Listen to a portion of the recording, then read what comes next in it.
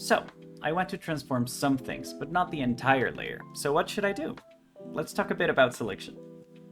Subscribe to the ArtForge Academy newsletter in order to receive exclusive discounts for our video courses.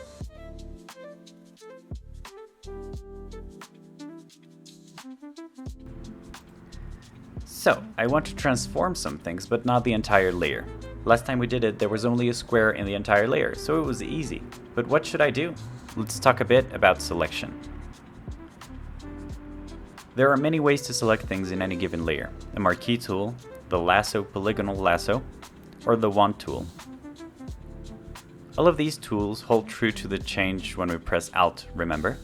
When we press Alt, instead of selecting, we are deselecting. Bear in mind, we have to have Alt pressed while we start to select. Marquee Tool is great to select rectangular shapes.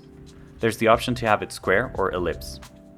We just have to click, hold and move the cursor, and then let go. And that's it. You selected something. Anything you paint, erase, or smudge will keep inside the selection you just made.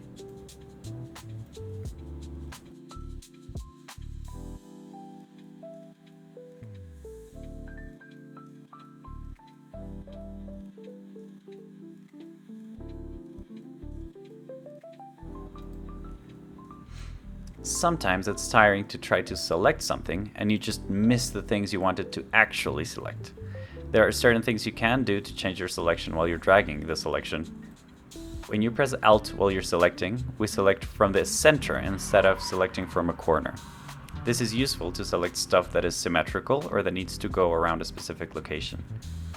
You can also press the space bar, and this lets you move the selection around the canvas. So this lets you correct a selection that is almost right but got wrong. Shift lets you make a selection that is as wide as it is tall, a perfect circle or square. You can use them all at once. It takes a while to get used to, but try it. Going back to our project, I want to add parts of another illustration I did. So I'll use a mix of selecting methods and guide you through the process. Sometimes we want a specific element to be duplicated a couple times. To achieve that, we can select, and while holding Ctrl-Alt, we can move new copies anywhere we want. We might have duplicated a bit too much, but now they're on our layer. We could Ctrl-Z to go back, but then we'd lose copies we like. We can select an area and press Delete or erase it. Only the selected area on our layer will be deleted instead of the whole layer.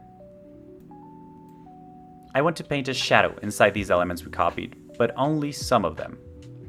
I'll select and paint, and only the area selected will be painted. There are a few of them that I want to change the colors in, so I'll select the ones I want to modify and apply effects or modifiers.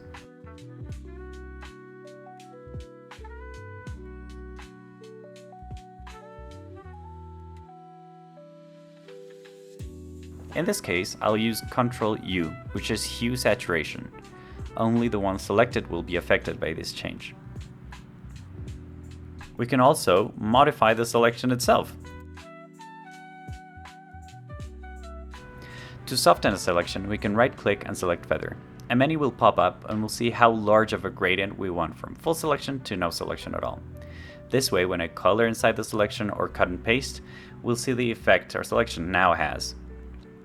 The line that used to be super hard is now kind of soft, and we can make it softer if we select a larger value. The lines that show the selection here are a bit vague, so keep that in mind.